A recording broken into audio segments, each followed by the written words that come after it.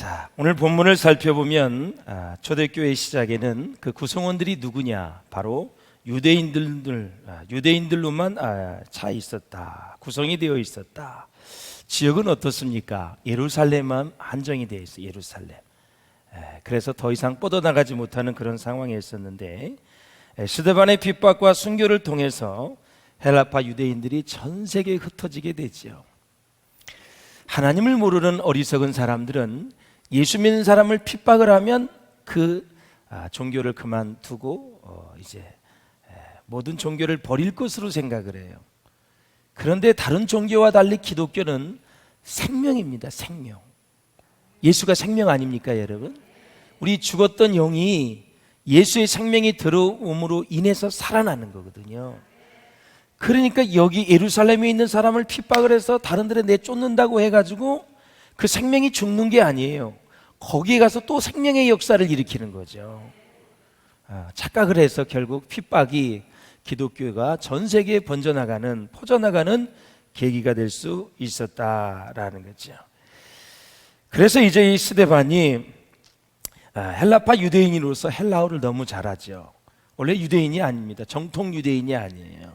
이제 나중에 보시면 아시겠지만 오순절 날에 그때 이방인에 살다가 예루살렘에 오게 됐죠. 그리고 나서 베드로의 설교를 듣고 스데반이 회심을 합니다. 그때 나이가 25세입니다. 그리고 8년 동안 경건의 훈련을 받고 공동체 생활을 하고 그리고 하나님에 대해 깊이 알아가면서 예수님의 나이와 똑같은 33세에 장렬하게 순교를 하게 됐죠. 기본적인 걸 알고 이렇게 들으시면 스데반이 어느 위치에 있었고 어느 상황에서 이렇게 됐는가를 가늠을 하면서 여러분 설교를 듣는데 은혜가 될 줄로 믿습니다. 자, 그러면 스데반의 순교의 현장에는 누가 있었느냐? 바로 많은 사람들이 있었지만 바울 되기 전에 사울이 거기에 있었어요. 하나님은 이미 사울을 예정해 놓고 쓰기로 작정을 하시고 스데반이 순교할 때 바로 그 현장을 보게 했지요. 그래서 구약에 정통한 이 바울이 예수 그리스도를 다메섹에서 만났잖아요. 그리고 나서 이제 과거를 회상해 보니 스데반의 순교의 현장이 다르게 보이는 거예요. 다르게 해석이 되는 거예요. 한낱 예수에 미쳐가지고 정신 나간 스데반이 죽었다. 예전엔 그렇게 생각을 했는데 예수님을 만나고 보니까 그분이 메시아였고 메시아를 만나고 보니까 하나님이 이제 믿어지게 되어지고 그리고 성령님이 그와 함께 하니까 삼위일체 하나님이 지금 바울에게 역사하고 있잖아요. 스데반이 달리 보이는 거죠. 예수를 믿으면 예수 믿는 사람이 달리 보입니다.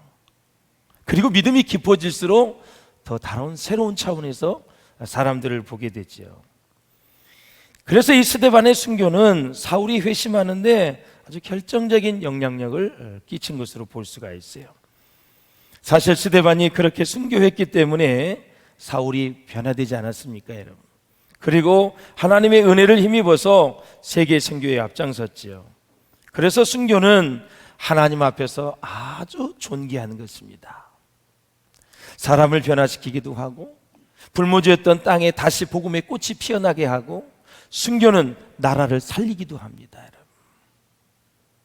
그래서 한 나라에 그 지역에 순교자가 탄생을 했다. 그 교회에 순교자가 있다는 것은 참으로 자랑거리입니다. 이 스데반을 연구해 보면 사도행전 6장, 7장 두 장을 다 할애하고 있어요. 스데반의 설교가 쫙 나옵니다. 어쩌면 이렇게 구약에 정통한지 이루 말할 수가 없어요. 지성이 있었어요. 지성. 성령이 충만했어요. 겉으로는 온유한 것 같은데 내적인 내공이 있어서 담대함이 있었어요.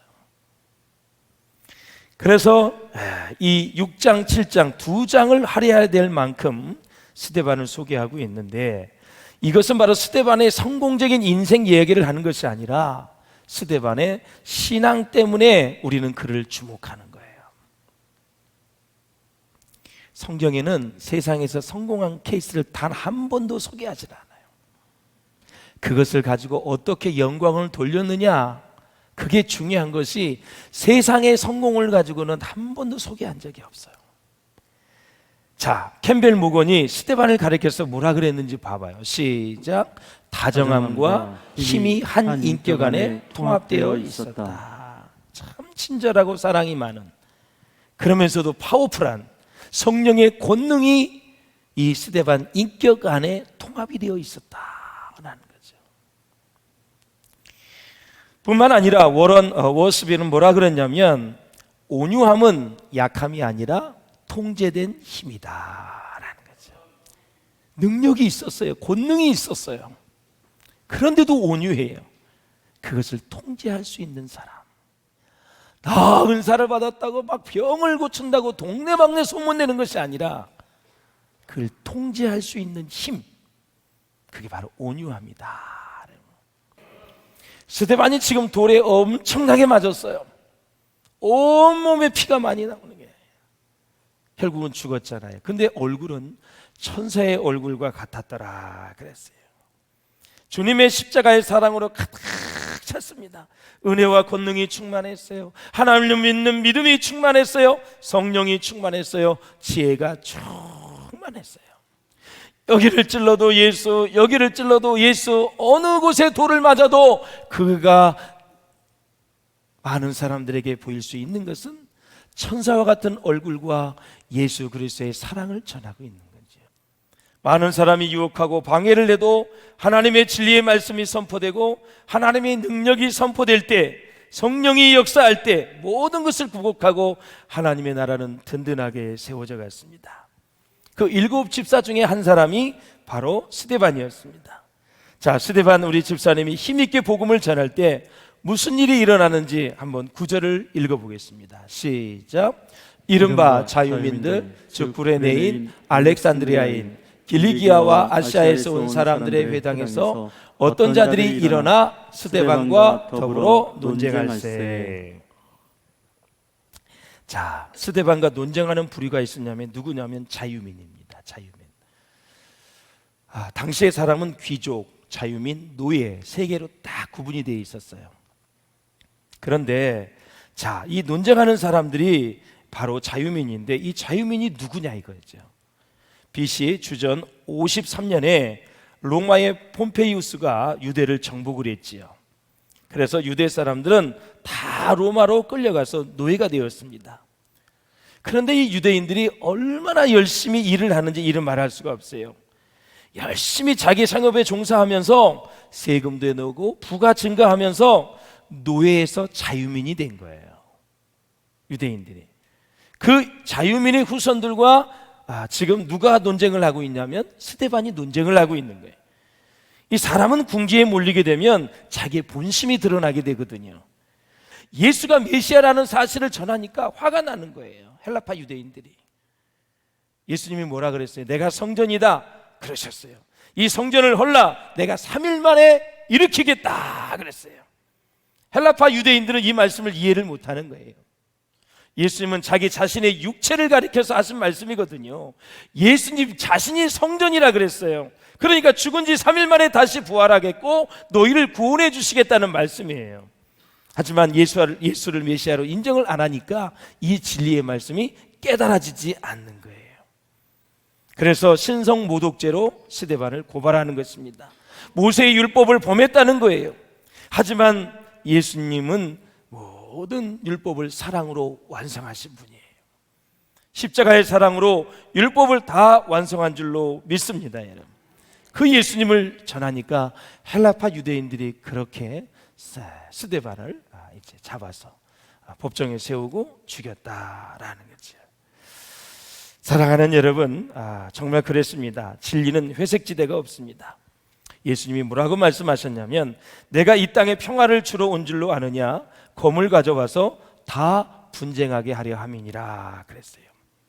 한 가족에 복음이 들어가면 예수 믿는 사람과 믿지 않는 사람이 분쟁을 해요. 분쟁을 한다는 것은 영적 전쟁이지요. 이렇게 자꾸 싸우게 되어져요. 여러분 그것을 잘 참고 인내하면서 가족을 복음화시킬 수 있기를 주의 이름으로 축원합니다. 여러분의 친지들, 여러분의 가족들 여러분 복음이 들어가면 아주 믿지 않는 사람은 싫어해요. 그래도 끝까지 참고 인내하고 전도하면서 가족들을 다 구원해 내셔야 돼요. 그런 이런 상황에서 예수 믿는 사람과 안 믿는 사람이 갈라지고 이제 분쟁이 계속 일어나는 거예요. 그래서 헬라파 유대인들은 히브리파 회당에 안 갔어요. 참 놀라요. 유대인이 있는데 예루살렘에서 태어났느냐 아니면 예루살렘이 아닌 이방 지역에서 태어났느냐 그걸 가지고도 가지도 않아요. 정통파 이 히브리파 이 유대인들과 이방인 유대인들이 그렇게 많이 차별을 하고 그랬어요. 그 근거가 있잖아요. 바로 오늘 앞장에 보면은 히브리 과부와 헬라파 과부가 있었는데 이 히브리파 사람들이 전부 지도자니까 헬라파 과부들을 소외시켰잖아요. 여러분 먹는 거 가지고 소외를 시켰으니 얼마나 화가 나겠어요. 얼마나 기분 나쁘겠어요.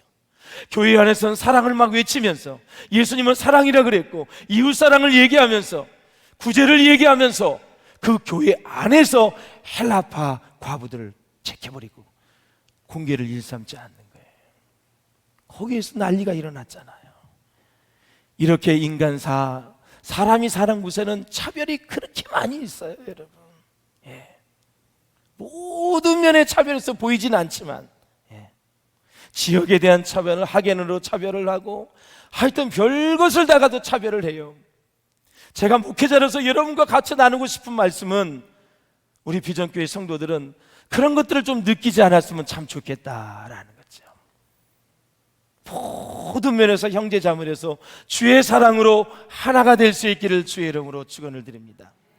어저께 등록을 해도 지난주에 등록을 해도 거의 10년 20년 신앙생활을 했던 기분을 느낄 수 있도록 여러분들이 꼭 그렇게 사랑해 줄 수 있기를 바랍니다. 할렐루야. 진짜 주님의 사랑을 경험했다면 그 십자가의 사랑을 체험했다면 차별하면 안 되잖아요. 차별하면 안 되잖아요. 응? 자 10절을 한번 읽어보세요. 10절 시작. 스데반이 지혜와 성령으로 말함을 그들이 능히 당하지 못하여 그랬습니다. 헬라파 유대인들은 철학자도 많고 학문에 조예가 있는 사람들이 지식층입니다. 그런데 스데반이 지혜와 성령으로 말하니까 당해내지를 못하는 거예요.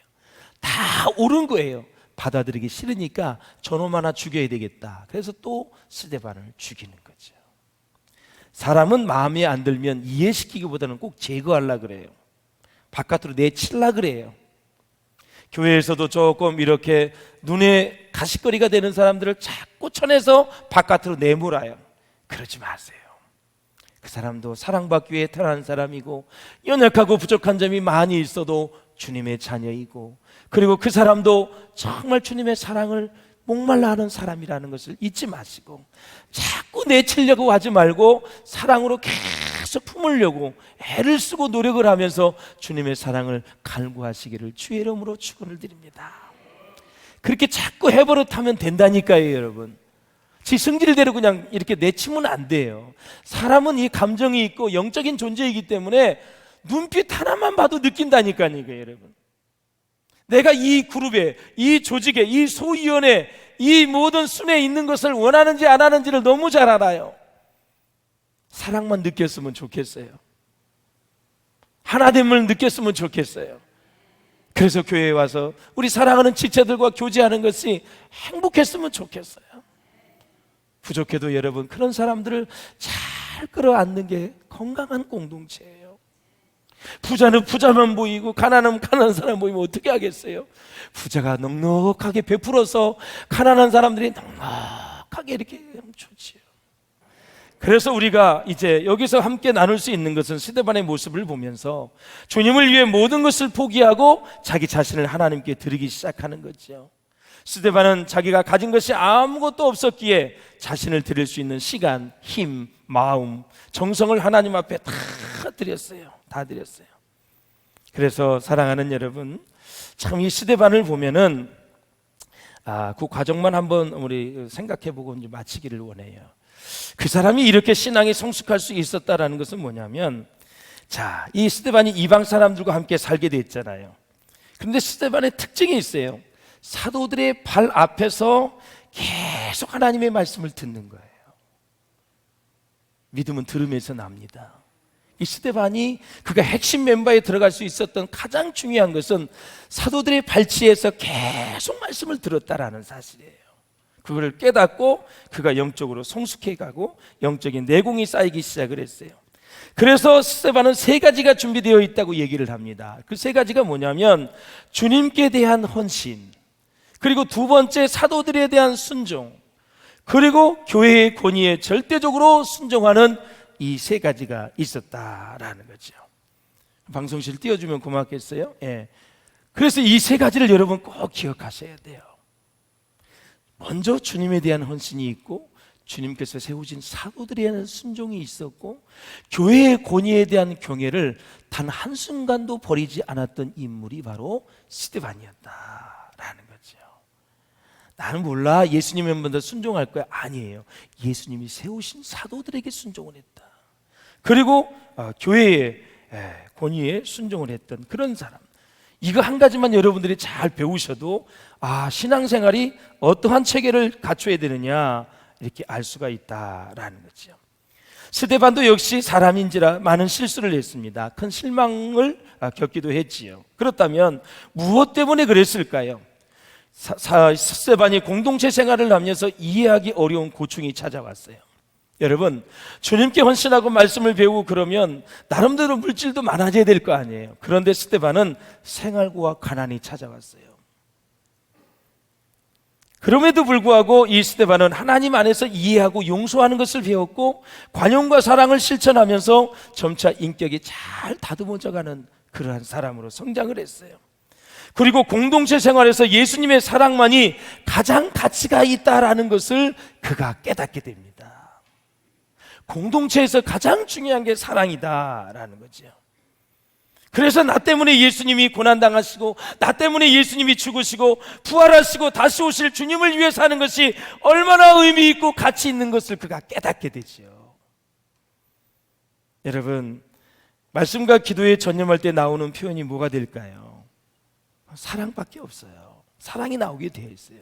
진짜 말씀을 깊이 보고 진짜 기도하는 사람은 그 결과물이 사랑이에요.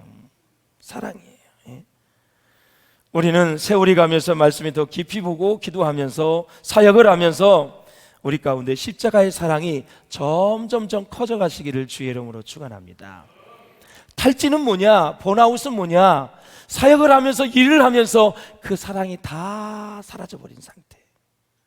주님의 사랑에 동기가 되어서 사역을 하는 것이 아니라 맡겨주니까 그냥 책임감으로 사역을 하는 거예요. 그러면 금방 지쳐요.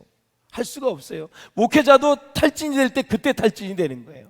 지속적으로 주님의 사랑이 채워져야 되고, 말씀의 능력이 채워져야 되고, 말씀의 권세가 채워져야 되는데 그냥 짐으로, 그냥 일로 할 때 안 돼요.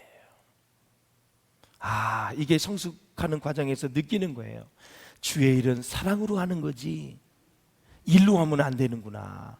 철저하게 깨달았어요. 철저하게 깨달았어요. 여러분, 무엇이든지 사랑이 동기가 돼서 하셔야 돼요. 할렐루야. 오늘 사역도 그렇게 하세요. 모든 일을 그렇게 하세요. 그래서 인격과 실력과 사랑이 가득 찬 상태에서 스데반이 핍박을 받고 순교하는 순간 땅과 하늘이 쫙 연결이 된 거예요. 이게 얼마나 큰 우리에게 소망입니까? 여러분, 이 세상에 힘들고 어려운 일이 많이 있어요. 때로는요, 여러분, 참 질병으로 인해서 고통을 당할 때도 있고, 또 재물로 인해서 어려움을 당할 때도 있고, 또 여러 가지 관계를 통해서 힘들 때가 있어요. 우리의 생명은 땅에서 하늘까지 연결되어 있다는 사실을 잊어서는 아니 돼요. 스데반이 순교하는 순간 예수님을 봤어요. 보좌 우편에 서 계신 예수님을 봤어요. 그게 땅에 있는 스데반이 하나님과 하늘과 연결된 거예요. 스데반아, 네가 지금 죽지만 순교를 하지만 주님 품에 안길 것을 생각하니 얼마나 그런 기쁨이 있겠어요. 이 얼굴이 그냥 완전히 기쁨으로 가득 찬 거예요. 도대체 무엇 때문에 그렇게 얼굴이 밝을까? 어떻게 미소가 그렇게 생길까? 죽자사자 부름받아서 8년 동안 준비해서 이제 사역을 좀 하려고 그랬는데 설교 한번 딱 하고 끝난 거예요. 그런데도 그렇게 미소가 가득해서 저 천성을 바라보면서 그런 소망 중에 주님을 바라보았다라는 거예요. 예. 여러분 진짜 힘들 때 예수님이 여러분을 만나주시기를 주의 이름으로 축원합니다. 죽고 싶을 때, 정말 절망할 때, 그때 예수님이 여러분을 만나줄 수 있기를 주의 이름으로 축원합니다. 그분 만나면 돼요. 그분 만나면 돼요. 네. 수백 명, 수천 명 만나도 여러분 해결되지 않는 문제가 있지만 그분 만나면 다 해결이 되는 거예요. 할렐루야. 자, 그러면서 우리가 정리를 해보면 사역을 하고 복음을 전하는 사람이 꼭 기억해야 될 것이 있어요. 바로 교회 생활을 가장 즐겁게 받아들이는 삶이 되어야 된다라는 사실이에요. 여러분, 예배도 즐겁게, 순예배도 즐겁게, 사역도 모든 것을 주방에서 막 땀을 흘리며 여러분 일을 하실 때 즐겁게 할 수 있기를 바라요. 땀을 흘리는 게 얼마나 큰 축복이에요. 땅구멍이 열려서 여러분 노폐물이 다 빠져나가고 있잖아요. 얼마나 즐거운 거예요. 끈적끈적 된다고요. 시간 지나면 괜찮아져요. 그래서 천사의 얼굴과 같은 15절을 한번 스데반의 얼굴을 보세요. 시작. 공회 중에 앉은 사람들이 다 스데반을 주목하여 보니 그 얼굴이 천사의 얼굴과 같더라. 아멘. 예, 죽기 직전의 얼굴이 천사의 얼굴과 같았다. 여러분의 임종의 순간에 이런 얼굴이 될 수 있기를 주의 이름으로 축원합니다. 이제 얘들아, 난 주님 만난다. 주님과 함께 영원히 살 것을 생각하니 너무너무 행복하다. 신앙생활 잘들 하고 교회 잘 섬기고 목사님 잘 도와서 사역들 잘 감당하고 이 다음에 만나자 하고 천사의 얼굴을 딱 바이바이. 예. 다시 죄를 약속한 헤어짐 얼마나 좋아해요. 우리 한번 골로새서 1장 24절을 볼까요? 예, 시작. 나는 이제 너희를 위하여 받는 괴로움을 기뻐하고 그리스도의 남은 고난을 그의 몸된 교회를 위하여 내 육체에 채우노라. 아멘. 지금 우리가 예수를 전할 때 여러분 핍박을 당한다면 예수님의 고난에 동참하고 있는 거예요. 예수님이 고난을 받는 건데 내가 거기에 같이 동의를 하는 거예요. 근데 대신 조심해야 될 부분이 있어요. 예수님 대신에 내가 받는 것이 아니라 제가 2부 예배 때 자세히 설명을 드렸어요. 예수님이 고난을 당하는 것에 내가 잠깐 거기에 동의하는 거예요. 그래야 교만하지 않고 겸손한 마음으로 주를 따라갈 수가 있어요. 여러분 예수님 받을 것을 우리가 어떻게 다 받아요. 그분이 받는 것을 우리가 잠시 같이 동참하는 것에 불과한 거예요. 그래서 로마서 8장 35절에 보면 누가 우리를 그리스도의 사랑에서 끊으리요? 환난이나 공고나 박해나 기근이나 적신이나 위험이나 칼이라. 어떤 것도 그리스도의 사랑에서 우리를 끊을 수 없다라는 거죠. 사랑하는 여러분, 그렇습니다. 인생에는 짊어져야 될 십자가가 많이 있어요. 극심한 가난이 나를 괴롭힐 수도 있고 조금 전에 말씀을 드렸던 원치 않는 질병이 나를 힘들게 할 수 있어요. 달갑지 않는 가족의 부채로 인해서 저쟁적으로 어려움을 당할 수도 있어요. 사랑하는 여러분, 때로는 가족 중에 장애우가 있어서 평생 힘들 수도 있어요. 때로는 교회에서 과도한 사역의 짐 때문에 때로는 억울하게 오해를 당할 때 심적인 고통을 당하며 이런저런 이유로 어려움을 당할 수가 있어요. 그럴 때 하나님 원망하지 마시고 그저 하나님께서 내게 허락하신 것을 믿고 뚜벅뚜벅 한 걸음 한 걸음 믿음의 순례자의 길을 잘 걸어갈 수 있기를 주의 이름으로 축원합니다. 반드시 우리의 인생 마지막에 면류관을 준비해 두신 줄로 믿습니다. 한 주간도 그런 면류관을 우리가 생각하면서 정말 닮고 싶은 사람 스데반을 생각하면서 여러분 이 무더위 속에서 영적으로 승리하는 저와 여러분 될 수 있기를 주의 이름으로 축원합니다.